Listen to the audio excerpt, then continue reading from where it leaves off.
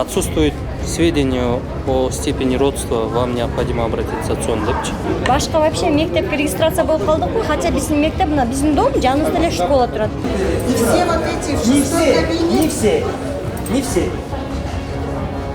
Мы не обязаны. Мы не обязаны. Вы закон учите. Тендер жарыяланган экен. Тендердин жыйынтыгы менен Инфоком мамлекеттик ишканасы жеңүүчү деп табылып, баардык келишимдерге кол койгон экен.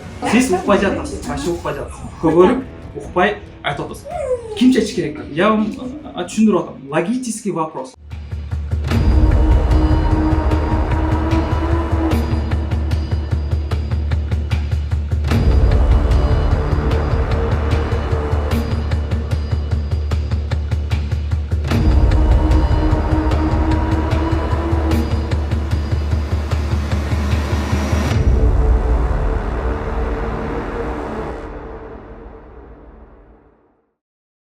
Эки күндөн бери социалдык тармактарда ата-энелер мектепке балдарын сайт аркылуу каттата албай аткандарын, ошондой эле калкты тейлөө борборлоруна келип дагы балдарын каттата албай аткандарын айтып, постторду жазып атышкан болчу. Мындан улам биз поликлиника медиасы калкты тейлөө борборуна келип, ушул маселени текшерип көрүүнү чечтик.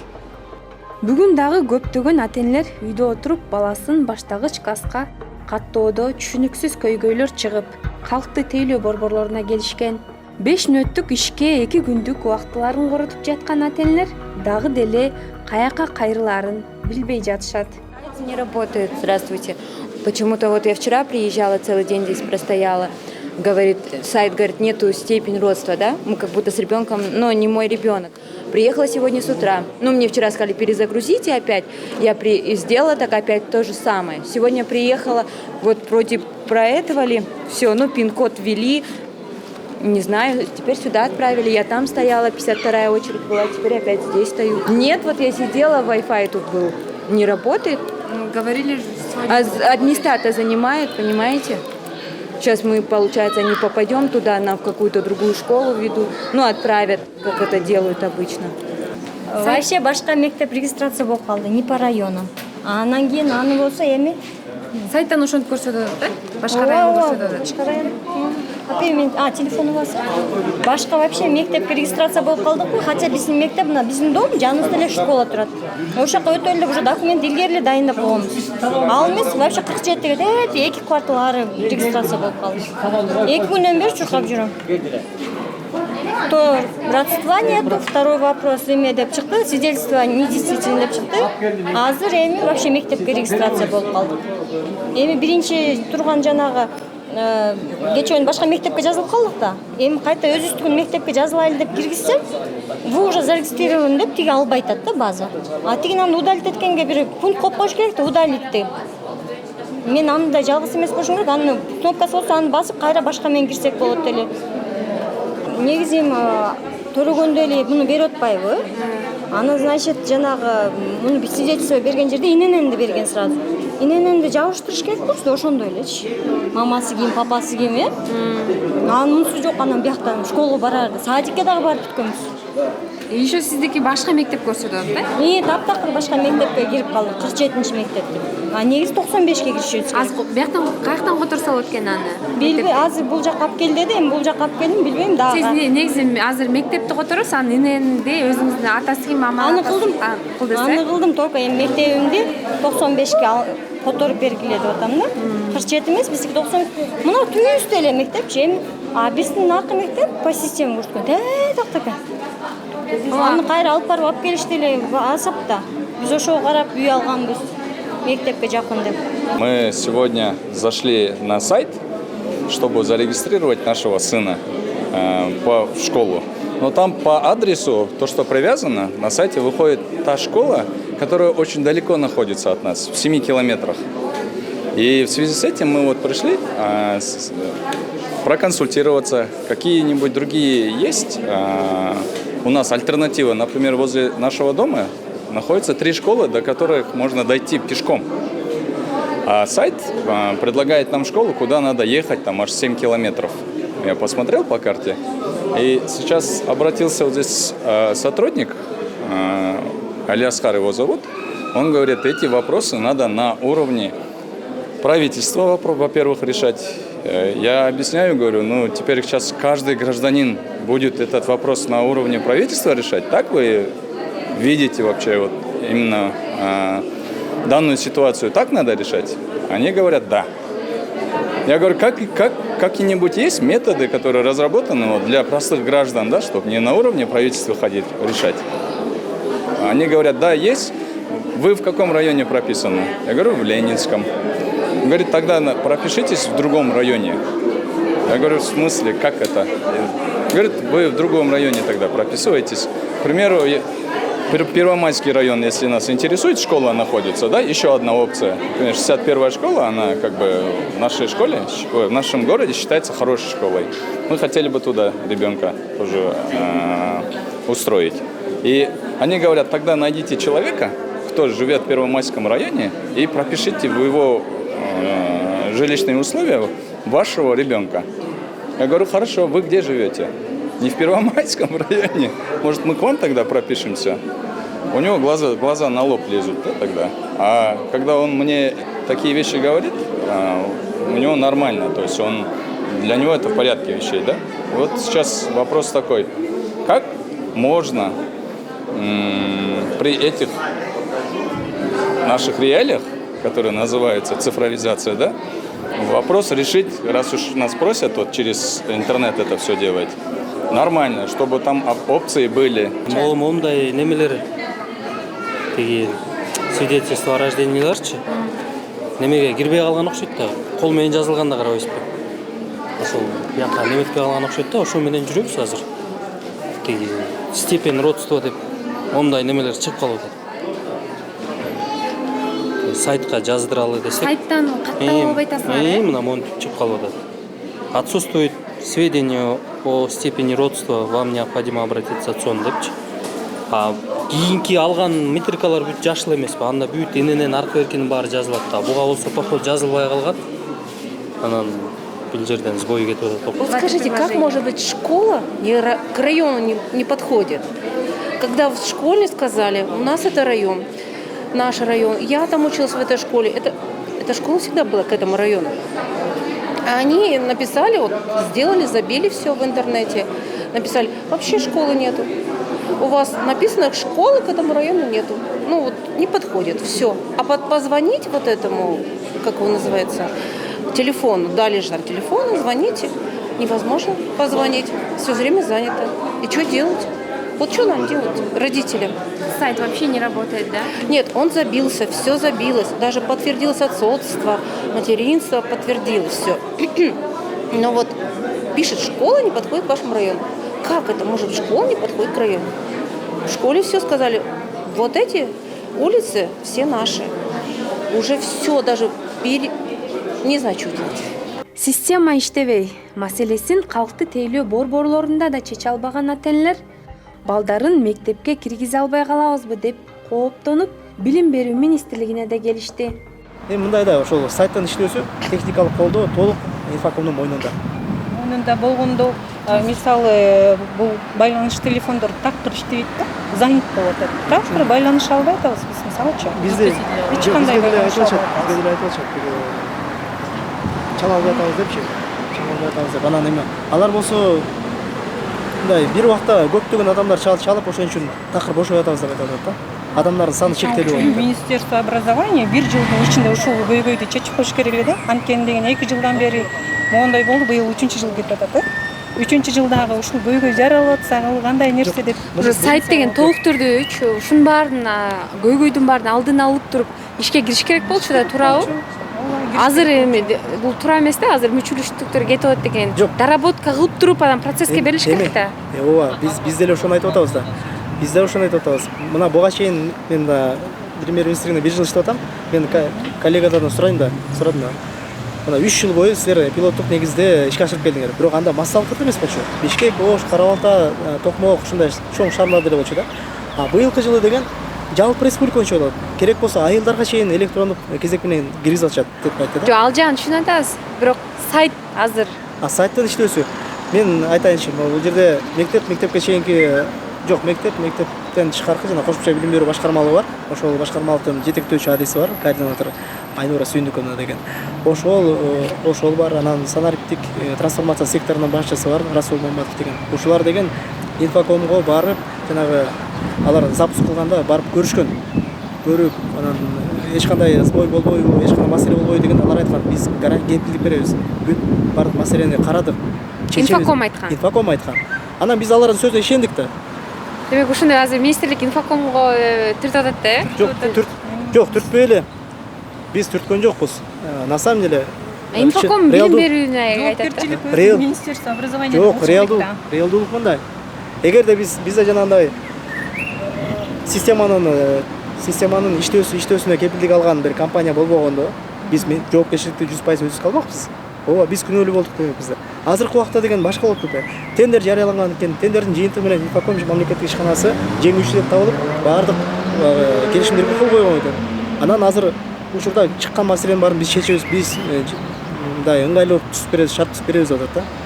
Бирок министрлик сайт каттабай жатса, системадан ката кетип жатса, билим берүү министрлигинин күнөөсү эмес экенин билдирди. Мекеменин басма сөз катчысы сайттагы катачылыктарга инфоком мамлекеттик IT ишканасы жооп берет деп, ата-энелерди ошол жака баргыла деп жолго салды. Эгерде инфокомда чече албай турган болсо, бул маселени биз кайсыл жака кайрылабыз ошондо? Ошол маселени чечип берсеңиз бизге. Так, азыр бул процесске эки мамлекеттик орган тартып атпайбы? Бири санариптик өнүктүрүү министрлиги, экинчиси билим берүү жана илим министрлиги болот. Ушул эки мамлекеттик орган, эки министрлик деген ушул маселени чечиш керек биргелешип. Бүгүн негизи сайт уже иштеш керек болчу да, кечээки билдирүүлөрдөн кийин бүгүн эч кандай проблема болбош керек болчу. Бирок качанга чейин дагы улант да, кайсы качан чечилет анда? Силер айтып атпайсыздар, биз билим берүү министрлиги санарип менен чечет деп. Качан да? Суроо. Жок, мындай нормативный ченемдик актылары боюнча, билим берүү саясаты боюнча маселелерге тиешелүү жагын министрлик чечет. Техникалык маселелерге байланыштуу жагын санариптик өнүктүрүү министрлиги чечет. Ошолор жооп берет да. Биз демек санариптик эмеге кайрылышыбыз керек. Эки министрлик. Азыркы убакта маселе кимден чыгып атат? Маселе тияктан чыгып атпайбы? Анда биз ошол инфокомго барып көрөбүз. Если маселеси чечилбесе, анда кайра Биз ата-энелер менен биргеликте инфоком мамлекеттик IT ишканасына да барып көрдүк.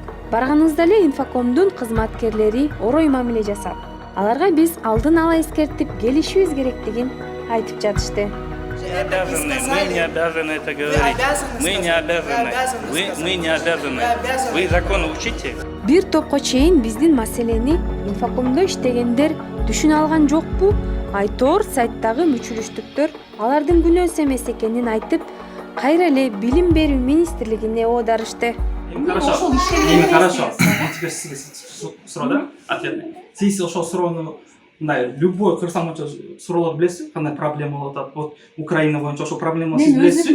Мен өзүмдүн ушундай эле. ишме бөлүгүмө тиешелүү нерселерди билишим мүмкүн да. Журналистсиз да? Сизден сурап атам. Ушундай суроолорго жооп бере аласызбы сиз бизге? Жок, мен мисалы үчүн мындай да, мен бир продукция берип атсам, ошол үчүн мен жоопкерчиликти тартам да. А сен бир инфоком бир продукция берип атасың да.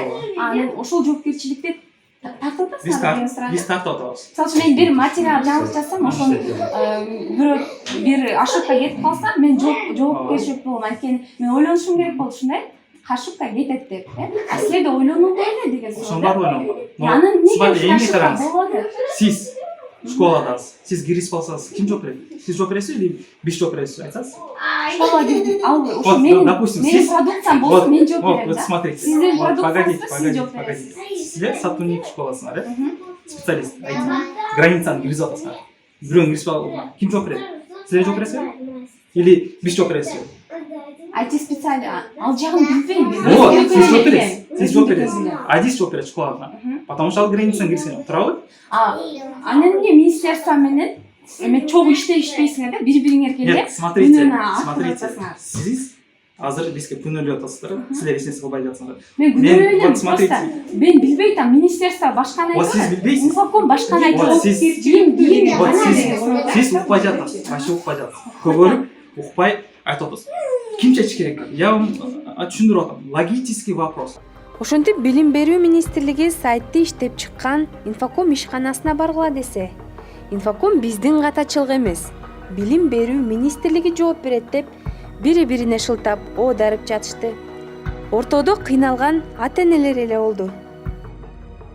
Бизде мындай маселе менен келдик да биз жау микрорайонунда турабыз. Анан биздин паспортто бөлөк адрес болуп, анан юридический адрес бөлөк болгондуктан биз жанагы поляны толтурганда заявканы бизде сиздердин райондо мектеп жок деп сообщение келип атты да.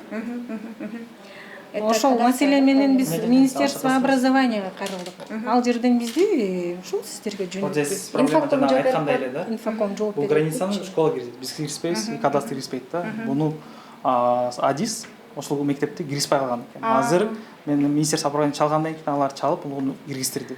Булар деген видите, бул мектепке алар адрестерди киргизип чыгышкан. Кайсы бул мектепке кайсы адрестер карайт деп. А эгерде там человеческий фактор неправильно киргизип алса, ата-энелерде, конечно, ал чыкпай калат ошол тиешелүү мектеп.